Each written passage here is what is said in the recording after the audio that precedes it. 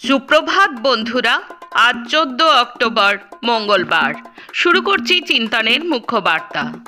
আজকের মুখ্য বার্তার বিশেষ বিশেষ বিভাগগুলি: আন্তর্জাতিক সংবাদ, দেশের সংবাদ, রাজ্যের সংবাদ এবং খেলার সংবাদ। শুরুতেই চোখ রাখবো আন্তর্জাতিক সংবাদে। মাদাগাস্কারের সেনাবাহিনীর একটি অংশ কর্তৃপক্ষের আদেশ উপেক্ষা করে রাজধানী আন্তানানরিভোতে জমায়েত হওয়া হাজার হাজার সরকার বিরোধী বিক্ষোভকারীর সঙ্গে যোগ দিয়েছে। মাদাগাস্কারের প্রেসিডেন্ট আন্দ্রি রাজোয়েলিনার শাসনের বিরুদ্ধে বিক্ষোভ ক্রমাগত জোরালো হয়ে ওঠার মধ্যে শনিবার এমন ঘটনা ঘটল। বিদ্যুৎ ও জলের সংকটকে কেন্দ্র করে গত 25 সেপ্টেম্বর থেকে মাদাগাস্কারের সরকার বিরোধী বিক্ষোভ চলছে। তরুণদের নেতৃত্বাধীন করে দাও বিক্ষোভকারীরা প্রথমবারের মতো মাদাগাস্কারের রাজধানী শহরের মে 13 চত্বরে প্রবেশ করে। এ পর্যন্ত হওয়া সবচেয়ে বড় জমায়েতগুলোর মধ্যে এটি হলো একটি বড় জমায়েত। সম্প্রতি কেনিয়া ও নেপালে হওয়া সরকার বিরোধী বিক্ষোভের অনুপ্রেরণায় ভারত মহাসাগরের দ্বীপ রাষ্ট্রটিতে এমন বিক্ষোভ শুরু হয়েছে। গাজা থেকে পণবন্দীরা মুক্ত হওয়ার পরপরই সেখানকার ভূগর্ভস্থ সুড়ঙ্গ নেটওয়ার্কের অবশিষ্ট অংশগুলো গুঁড়িয়ে দেওয়ার পরিকল্পনা করেছে ইসরায়েল। আমেরিকা যুক্তরাষ্ট্রের অনুমোদনে এই পদক্ষেপ নেওয়া হবে। রবিবার ইসরায়েলি কর্তৃপক্ষ একথা জানিয়েছে। ইসরায়েলের প্রতিরক্ষা মন্ত্রী ইসরায়েল কাট্জ বলেছেন যে দেশটির উদ্যোগে 3 দিন আগে গাজায় যুদ্ধবিরতি শুরু হয়েছে, সেই যুক্তরাষ্ট্রের নেতৃত্বাধীন একটি আন্তর্জাতিক তদারকিতে এই অভিযান চলবে। প্যালেস্তাইনের সশস্ত্র গোষ্ঠী হামাস গাজায় ভূগর্ভস্থ সুড়ঙ্গের একটি নেটওয়ার্ক পরিচালনা করে। এই ধরনের সুড়ঙ্গ ব্যবহার করে ইসরায়েলের গোয়েন্দা নজরদারির বাইরে থেকে এরা কাজ করার সুযোগ পায়। এর মধ্যে কিছু সুড়ঙ্গ সীমানার বেড়ার নিচে দিয়ে ইসরায়েলের মধ্যে ঢুকে পড়েছে। এগুলো ব্যবহার করেই ইসরায়েলে আকস্মিক হামলা চালায় হামাস। গাজা পুনর্গঠনে কয়েক প্রজন্ম লেগে যাবে বললেন রাষ্ট্রসংঘের বিশেষজ্ঞ দল। যুদ্ধবিরতি প্রতিষ্ঠার পর উত্তর গাজার বাস্তুচ্যুত বাসিন্দারা নিজ এলাকায় ফিরতে শুরু করেছে। 2 বছর ধরে চলা যুদ্ধে ইসরায়েলি বোমায় তাদের ঘরবাড়ি ও আশেপাশের এলাকা পুরোপুরি ধ্বংসস্তূপে পরিণত হয়েছে। এই পরিস্থিতিতে ইসরায়েলকে সেখানে অবিলম্বে তাঁবু এবং অস্থায়ী আশ্রয় কেন্দ্র সরবরাহের অনুমতি দিতে হবে বলে মন্তব্য করেছেন রাষ্ট্রসংঘের একজন বিশেষজ্ঞ। রাষ্ট্রসংঘের আবাসন অধিকার বিষয়ক বিশেষ আধিকারিক বালাকৃষ্ণ রাজাগোপাল বলেছেন, উত্তর গাজার যেসব এলাকা থেকে ইসরায়েলি সেনারা সরে গেছেন সেখানে ফিরে প্যালেস্তানীয়রা ধ্বংসস্তূপ ছাড়া আর কিছুই খুঁজে পাচ্ছেন না। পাকিস্তান এবং আফগান বাহিনীর মধ্যে সংঘর্ষের পর রবিবার সীমান্ত পথগুলি বন্ধ করে দিয়েছে পাকিস্তান।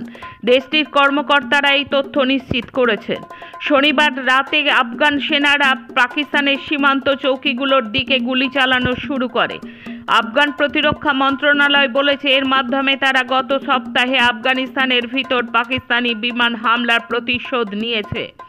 পাকিস্তানের পক্ষ থেকে জানানো হয়েছে তারা গোলাবর্ষণ ও ভারী অস্ত্র দিয়ে পাল্টা জবাব দিয়েছে।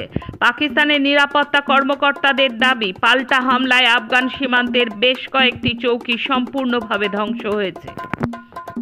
হোয়াইট হাউসের শর্ত প্রত্যাখ্যান করল MIT।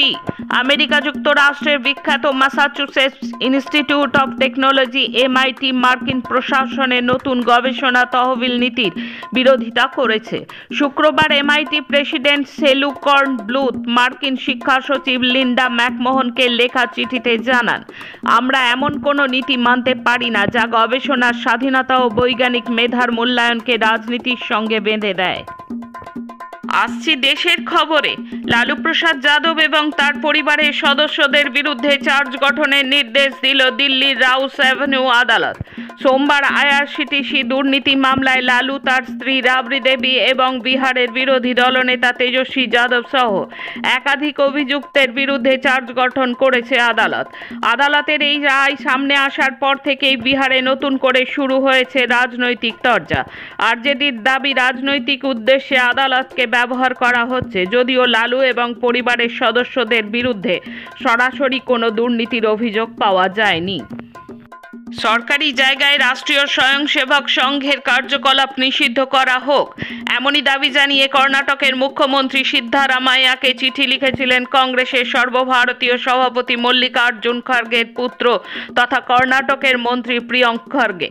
কর্ণাটকের গ্রামীণ উন্নয়ন ও তথ্য প্রযুক্তি মন্ত্রী প্রিয়ঙ্কের অভিযোগ, সরকারি স্কুল, খেলার মাঠ এবং মন্দিরে আরএসএস এর শাখা পরিচালনা এবং সমাবেশ শিশু যুবকদের মনে বিভেদমূলক ধারণা ছড়িয়ে দিচ্ছে। এই বিষয়টি চিঠিতে উল্লেখ করে প্রিয়ঙ্ক কর্ণাটকের মুখ্যমন্ত্রীর কাছে এই সব কার্যকলাপ সম্পূর্ণরূপে নিষিদ্ধের আবেদন করেন। আরএসএস এর কার্যকলাপকে অসাংবিধানিক এবং জাতীয় ঐক্যের চেতনার পরিপন্থী বলেও চিঠিতে উল্লেখ করেন মল্লিকার্জুন পুত্র। বিহারে প্রায় চূড়ান্ত হয়ে গিয়েছে ইন্ডিয়া জোটের আসন রফা। একাধিক সর্বভারতীয় সংবাদ মাধ্যমের দাবি, 243 আসনের বিহার বিধানসভার 135টি আসনে লড়তে চলেছে রাষ্ট্রীয় জনতা দল। অন্যদিকে 61টি ছাড়া হয়েছে কংগ্রেসের জন্য। বাকি আসনগুলিতে লড়বে বামেরা এবং মুকেশ সাহানির বিকাশশীল ইনসান পার্টি। শোনা যাচ্ছে 29 থেকে 31টি আসনে লড়তে পারে বামেরা এবং 16টি আসন ছাড়া হতে পারে ভিআইপির জন্য। সূত্রের খবর, মঙ্গলবার আসন রফা সংক্রান্ত গোটা বিষয়টি আনুষ্ঠানিকভাবে ঘোষণা করা হতে পারে। ইপিএফ এর টাকা তোলা এখনো আরো সহজ, জমানো লগ্নি তোলা যাবে 100% পর্যন্ত। ইপিএফ এর নিয়মে বড়সড় বদল আনলো কেন্দ্রীয় ট্রাস্টি বোর্ড। এবার থেকে ইপিএফ এর টাকা তোলার নিয়ম আরো সহজ হবে। তবে একই সঙ্গে নতুন কিছু শর্তও জুড়েছে, যাতে অবসরের পর হাত খালি না হয়ে যায় এবং পেনশন খাতে যথেষ্ট টাকা জমে থাকে। নতুন নিয়মে 3টি নতুন শ্রেণীতে টাকা তোলার সুযোগ থাকবে। আগে নানা ধরনের কারণে টাকা তোলার আলাদা আলাদা নিয়ম ছিল। এবার থেকে পুরো ব্যবস্থাকে সহজ করে 3টি শ্রেণীতে আনা হয়েছে। 1, প্রয়োজনীয় খরচ যেমন অসুস্থতা, পড়াশোনা বা ছেলে মেয়ের বিয়ের জন্য। 2, ফ্ল্যাট বা বাড়ি কেনা বা মেরামতির জন্য। এবং 3, বিশেষ পরিস্থিতিতে কোনো কারণ না জানিয়েই টাকা তোলা যাবে। ভারত কানাডা দু দেশের মধ্যে দ্বিপাক্ষিক সম্পর্ক আরও মজবুত করতে ভারতে এসেছেন কানাডার বিদেশমন্ত্রী অনিতা আনন্দ। সোমবার নয়াদিল্লিতে মোদির সঙ্গে বৈঠক করেন তিনি। কিভাবে দু দেশের সম্পর্কে আরও উন্নতি সম্ভব তা নিয়ে আলোচনা হয়েছে দুজনের মধ্যে। শুধু তাই নয়, দু দেশের মধ্যে বাণিজ্য এবং বিনিয়োগ নিয়ে আলোচনায় পুনরায় চালু করার ব্যাপারে সম্মত হয়েছেন মোদি এবং অনিতা। মোদির পাশাপাশি ভারতের বিদেশমন্ত্রী এস জয়শঙ্করের সঙ্গেও সাক্ষাৎ করেন কানাডার বিদেশমন্ত্রী। ট্রুডোর একাধিক অভিযোগের কারণে ভারত কানাডার সম্পর্ক অবনতি ঘটতে থাকে। তারপরে ক্ষমতাসীন লিবারেল পার্টির অন্দরে বিদ্রোহের জেরে চলতি বছরের জানুয়ারিতে ট্রুডো কানাডার প্রধানমন্ত্রী পদ থেকে ইস্তফা দিয়েছিলেন। ভারত বিরোধী হিসেবে পরিচিত ট্রুডোর স্থানে কুর্সিতে বসেন কার্নে। তারপরেই ভারতের সঙ্গে বন্ধুত্বের সম্পর্ক গড়ে তোলার কথা ঘোষণা করেছিলেন তিনি। কার্নের মন্ত্রিসভায় ভারতীয় বংশোদ্ভূত মন্ত্রী রয়েছেন 4 জন, তাদের মধ্যে অন্যতম অনিতা। এনসিআরবি রিপোর্ট বলছে 2023 সালে দেশে কৃষিক্ষেত্রের সঙ্গে জড়িত মোট 10,786 জন ব্যক্তি আত্মহত্যা করেছেন, যার মধ্যে 4,690 জন কৃষক এবং 6,096 জন কৃষি শ্রমিক, যা দেশের মোট আত্মহত্যার সংখ্যার 6.3%। এর মধ্যে সবচেয়ে বেশি আত্মহত্যার ঘটনা ঘটেছে মহারাষ্ট্রে, পিছিয়ে নেই কর্ণাটক, অন্ধ্রপ্রদেশও। কৃষক আত্মহত্যার সংখ্যার নিরিখে যথাক্রমে দ্বিতীয় ও তৃতীয় স্থান পেয়েছে এই 2 রাজ্য। এখন রাজ্যের খবর। কেন্দ্রের সরকারের তরফে সম্প্রতি উত্তরবঙ্গের প্রাকৃতিক দুর্যোগকে জাতীয় বিপর্যয় ঘোষণা করে বিপর্যয়ে ক্ষতিগ্রস্তদের জন্য স্পেশাল প্যাকেজ চালু করা সহ প্রাকৃতিক বিপর্যয়ে দুর্গত মানুষদের পুনর্বাসন, ক্ষতিগ্রস্ত বাড়িঘর সংস্কার এবং প্রত্যন্ত এলাকায় বিপজ্জনক অবস্থায় থাকা মানুষদের নিরাপদ জায়গায় স্থানান্তরের দাবি জানালো সিপিআইএম। সোমবার দুপুরে সিপিআইএম দার্জিলিং জেলা কমিটির পক্ষ থেকে জেলা দপ্তর অনিল বিশ্বাস ভবনে এক সাংবাদিক সম্মেলন করে সিপিআইএম এর দার্জিলিং জেলা সম্পাদক সমন পাঠক বলেছেন, এত মানুষ ক্ষতিগ্রস্ত হয়েছে, তাদের পুনর্বাসন সহ স্বাভাবিক জীবনে ফিরিয়ে আনার ক্ষেত্রে কেন্দ্র ও রাজ্য 2 সরকারের দায়িত্ব রয়েছে। এসএসসি গ্রুপ সি এবং ডি নিয়োগের সময়সীমা সংক্রান্ত বিষয়ে হস্তক্ষেপ করবে না সুপ্রিম কোর্ট, একথা সোমবার জানিয়ে দেওয়া হয়েছে শীর্ষ আদালতের পক্ষ থেকে।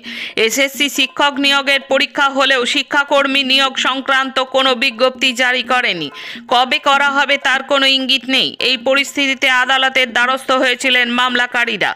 সুপ্রিম কোর্টের বিচারপতি সঞ্জয় কুমার ও বিচারপতি অলোক আরাধের ডিভিশন বেঞ্চ এদিন বলেন, নিয়োগ বিজ্ঞপ্তি জারি হলে যদি নতুন কোনো বিষয় উঠে আসে তা নিয়ে মামলা করা যেতে পারে, তবে এই আদালত সেই শুনানি করবেন না, তাদের আগে হাইকোর্টে যেতে হবে।